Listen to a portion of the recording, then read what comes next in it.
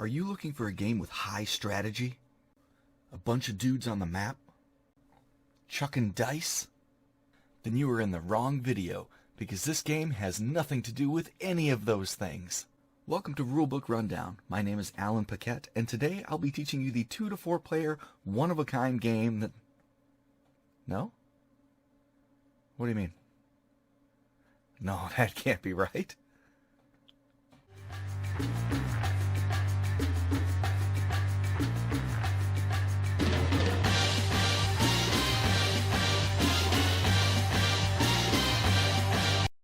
The one of 13 of the same game, Batman Love Letter. Let's set it up.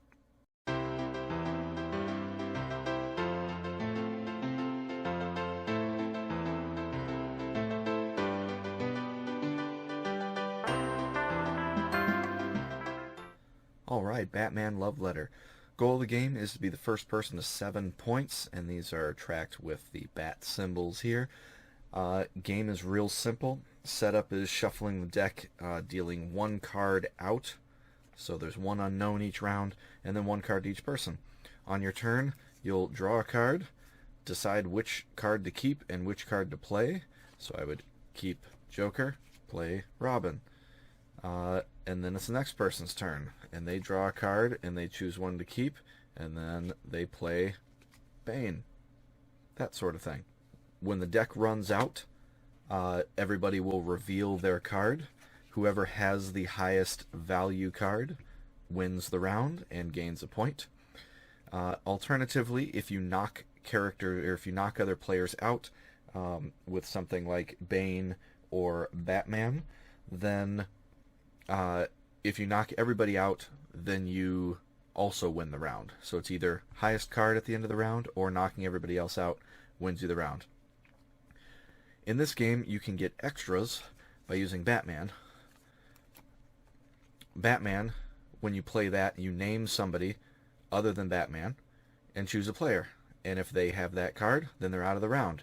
And in this version of the game, if you succeed with Batman, you get a point. So you could get multiple points in one round by using these cards. Can you also declare Robin? You could, but since he's not a villain, you don't get a point for it. But it is Damian. So it's mainly going to be the villains that you do. We can go through the cards quick, and that's pretty much it. This list of cards here shows a nice breakdown of what all of them are, especially when it focuses a little better. There's a number next to them that shows how many of them are in the deck. When cards are played and discarded, they are played face up, and those are public knowledge, so people can kind of keep track as to what all is going on. So first off, there's Batman. I discussed that already, of naming something other than Batman. Can still be Robin to knock them out, but you won't get any points for it. Catwoman lets you look at somebody else's hand. That's it. You just look at their hand.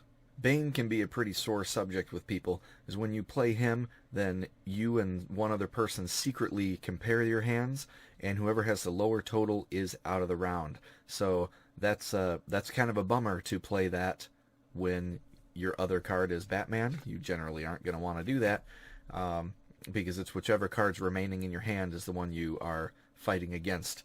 And there have been plenty of times of, oh, I have a high card, I use Bane, and I'm still out. Them's the breaks. Number 4 is Robin. He's going to be your defensive card. Until your next turn, you cannot be targeted by anybody else. Woohoo! Poison Ivy's pretty slick. You can choose anyone, including yourself, to discard your hand and draw a new card. This is especially important when it gets to the Joker, which we'll get to at the end. Two-Face lets you trade hands with another player of your choice. That's it. That's all he does. Harley Quinn is just a really high value card, but if you have Harley in your hand and you draw Two-Face or Poison Ivy, or vice versa, you have to discard Harley. So that's kind of a bummer, but she still can be pretty high value if you keep her till the end of the game. Last but not least is the Joker. It's the highest card, and if you discard it, you're out of the round. So if you have Harley, and Joker, you obviously are going to have to discard Harley or you lose. If somebody uses Poison Ivy and forces you to discard and you discard the Joker, you lose. Not so great. Yep, that's it. One more thing. Lastly, these dots here on the cards represent how many number of cards there are of that type in the deck as well. But remember, one card is always kept out each round, so it's not quite perfect information. So once again, you play till 7 points. Whoever gets 7 points first wins the game. Let's see, am I missing anything else? Nope, that's everything.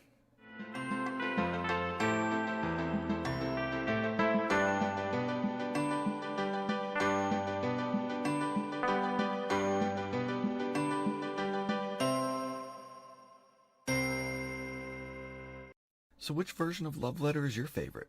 Let me know in the comments below.